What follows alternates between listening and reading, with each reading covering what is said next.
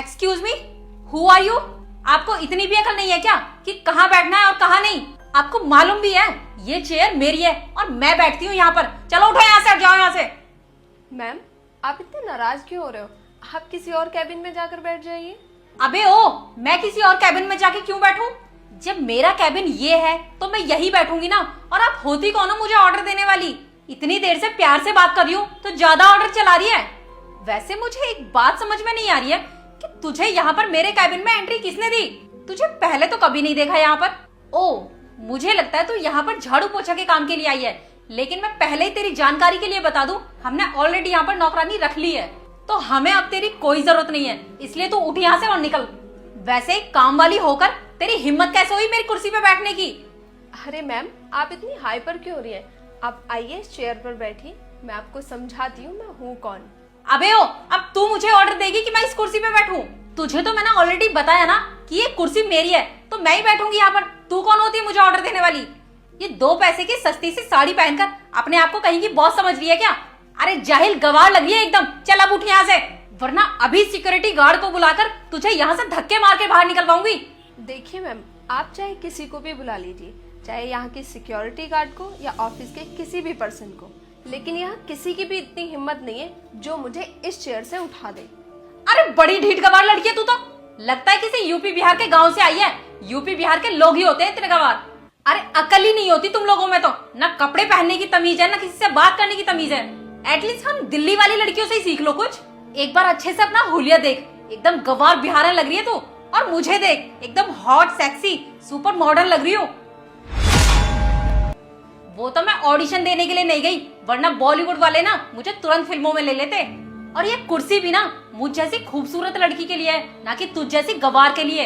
अब इससे पहले मेरा दिमाग सटक जाए, चुपचाप खड़ी हो और निकल यहाँ से। 2 कौड़ी की साफ सफाई वाली मेरी कुर्सी पे बैठी है और ऊपर से जुबान चोरी कर रही है। देखिए मैडम, लगता है आपको कोई गलतफहमी हुई है। मैं यहाँ कोई साफ सफाई करने वाली नहीं हूँ।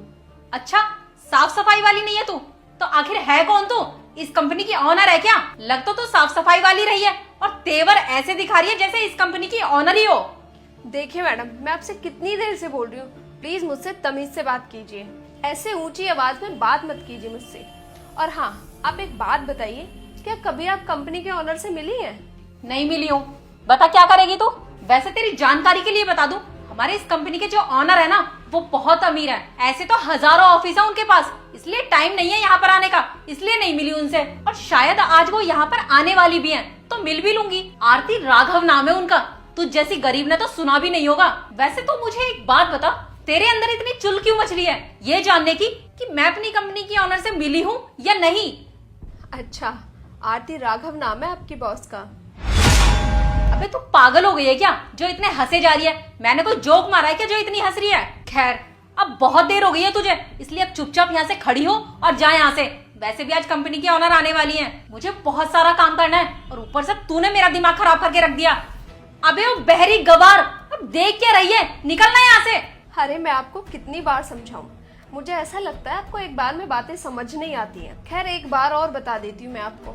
आप चाहे यहाँ पर किसी को भी बुला लीजिए, लेकिन किसी के भी अंदर इतनी हिम्मत नहीं है जो मुझे इस कुर्सी से उठा दे। देख, अब तेरा ना बहुत ज्यादा हो रहा है। इतना तो मैं किसी से बोलती भी नहीं हूँ, और अगर अब और ज्यादा बकवास करके मेरा दिमाग खराब किया ना, तो यहीं से उठाकर 11वीं मंजिल से नीचे फेंक दूंगी। अभी थोड़ी देर में मैम आने वाली है। अगर उन्होंने तुझे इस चेयर पे बैठे देख लिया तो कितना गुस्सा करेंगी वो। क्या रेपुटेशन रह जाएगी सबके सामने हमारी। इसलिए अभी भी आराम से बोल रही हूँ, उठ जा और चली जा यहाँ से। देखिए, मैं फिर से आपसे रिक्वेस्ट कर रही हूँ, आप प्लीज किसी और कैबिन में जाकर बैठ जाइए। और रही बात आपकी बॉस की, तो मैं उनसे बात कर लूंगी, वो आपसे कुछ भी नहीं कहेंगी। अबे तेरी औकात भी नहीं है मेरे सामने खड़े होने की, और तू बात कर रही है ऑनर से बात करने की। ऑनर से सिर्फ हम जैसे मैनेजर बात कर सकते हैं, तुझ जैसी साफ सफाई वाली नहीं। मैम सीरियसली, आप मुझे 10 बार बोल चुके हैं कि आप यहाँ की मैनेजर हैं, लेकिन यहाँ की मैनेजर होने के बावजूद भी आपके अंदर इतनी भी तमीज नहीं है कि आपको कैसे किससे बात करनी चाहिए। आखिर आपको मैनेजर बनाया किसने? आपके अंदर तो एथिक्स ही नहीं है बात करने के, कैसे एक मैनेजर को बात करना चाहिए कैसे नहीं। अच्छा जी, अब मुझे तुझ जैसी गवार बिहारन बताएगी कि मुझे किससे कैसे बात करनी चाहिए? बेटा, मैं इतनी देर से आराम से बात कर रही हूँ ना, इसलिए तू इतना भौंक रही है। रुक, तुझे तो मैं अभी तेरी औकात बताती हूँ। मैडम, ये लीजिए फाइल, विकास सर ने आपको देने के लिए बोला था। राहुल, आप ये फाइल यहीं रख दो। मैम? अबे तो पागल हो गया क्या? मैम क्यों बोल रहा है इस भिखारन को? एक नंबर की जाहिल गवार लग रही है ये, और तुम इसे मैम बोल रहे हो। अबे ऐसी होती है क्या मैम? इसके कपड़े तो देखो, कैसे कपड़े पहन रखे इसने गवारों वाले। एकदम बहनजी वाली फीलिंग आ रही है। अरे कपड़े तो ये होते हैं, ये होता है ड्रेसिंग सेंस। इसे तो ड्रेसिंग सेंस भी नहीं पता, और तू इसे मैम बोल रहा है। मुझे तो लगता है तू भी पागल हो गया है। अबे तू खड़ा होके अब क्या देख रहा है? भगाना इस साफ सफाई वाली को। देखना कैसे कुर्सी पे बैठी हुई है, जैसे इस कंपनी की यही ऑनर हो। अरे आप ये कैसी बातें कर रही हैं? आपको मालूम नहीं है क्या ये कौन है? अरे यही तो हमारी इस कंपनी की ओनर हैं, बॉस है हमारी। क्या कहा? यही इस कंपनी की ओनर है? आरती राघव? ओह शिट, ये मैंने क्या कर दिया? I am sorry madam, please मुझे माफ कर दीजिए, मुझसे बहुत बड़ी गलती हो गई। पर मैडम आपने मुझे पहले क्यों नहीं बताया कि आप ही इस कंपनी की ओनर है? अगर आप मुझे पहले ही बता देती तो मैं आपसे इस तरह से बात थोड़ी नहीं करती। प्लीज मुझे माफ कर दीजिए, जो भी कुछ हुआ सब अनजाने में हुआ। अब मुझे थोड़ी पता था कि आप ही इस कंपनी की ओनर हैं। कैसे बताती मैं तुम्हें? तुमने मुझे बोलने का मौका ही नहीं दिया। अरे तुम तो खुद ही खुद बोले जा रही थी। मैंने तो तुमसे बोला भी था आओ बैठो चेयर पे, मैं समझाती हूँ तुम्हें, बताती हूँ मैं कौन हूँ मैं। मेरी बात तो तुमने सुनी नहीं, और घमंड में आकर पता नहीं तुमने क्या क्या बोल दिया। लेकिन तुम्हारी इस हरकत से एक बात तो मुझे क्लियर हो गई, तुम इस कंपनी में मैनेजर की पोस्ट पर रहने के लायक तो बिल्कुल भी नहीं हो। तुम्हें अपनी पोस्ट पर घमंड है। तुमने गरीब समझकर ना जाने क्या कुछ नहीं बोला मुझे। ये बोला कि मैं झाड़ू लगाने वाली हूँ, साफ सफाई करने वाली हूँ, और मेरे कपड़े देखकर तुम मुझे जज कर रही थी और कह रही थी कि मैं इस चेयर पर बैठने के लायक नहीं हूँ। सीरियसली एक बात बताओ, तुम इस कंपनी में मैनेजर की पोस्ट पर हो, कंपनी की मैनेजर होने के बावजूद भी तुम्हें इतनी भी तमीज नहीं है कि लोगों से किस तरह से बात की जाती है। सुना तो मैंने बहुत था कि हमारी कंपनी की मैनेजर लोगों के साथ, क्लाइंट के साथ रूड बिहेव करती है, अच्छे से बात नहीं करती। लेकिन आज मैंने अपनी आंखों से देख भी लिया।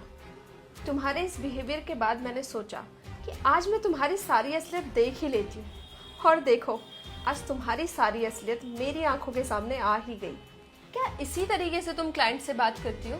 अगर तुम इसी तरीके से क्लाइंट से बात करोगी तो हमारे हाथ से तो बहुत बड़े बड़े प्रोजेक्ट्स और डील निकल जाएंगी, और ना जाने तुमने अपने इस बिहेवियर के साथ कितने क्लाइंटों को डिसअपॉइंट किया होगा और हमारी कंपनी का कितना नुकसान हुआ होगा, इस बारे में तो मुझे भी नहीं पता।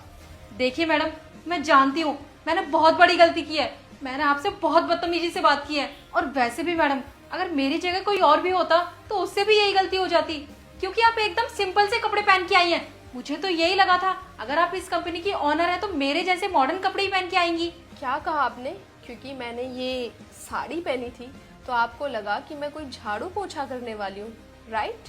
अरे ऐसा कैसे हो सकता है? हम जिस देश में रहते हैं उस देश की सभ्यता और संस्कृति साड़ी और सूट ही तो है। आप क्या दूसरे देश में रहती हैं जो आपको नहीं मालूम? या फिर आपको साड़ी सूट पहनने वाले लोग गवार गरीब लगते हैं, लो स्टैंडर्ड लगते हैं, या फिर थोड़ा सा पढ़ लिख लेना, वेस्टर्न कपड़े पहन लेना, इन सब से इंसान का स्टैंडर्ड नहीं दिखता। और मैंने ये कपड़े इसलिए पहने क्योंकि मुझे ये कंफर्टेबल लगते हैं।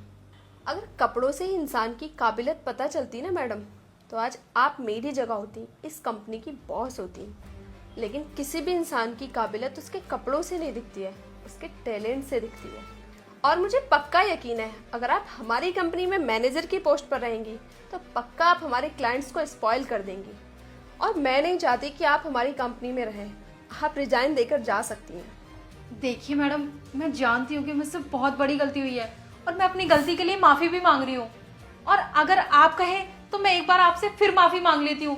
प्लीज मुझे माफ कर दो मैडम, और प्लीज मुझे नौकरी से मत निकालिए। अगर आपने मुझे इस नौकरी से निकाल दिया तो बहुत प्रॉब्लम हो जाएगी और मुझे कहीं नौकरी भी नहीं मिलेगी।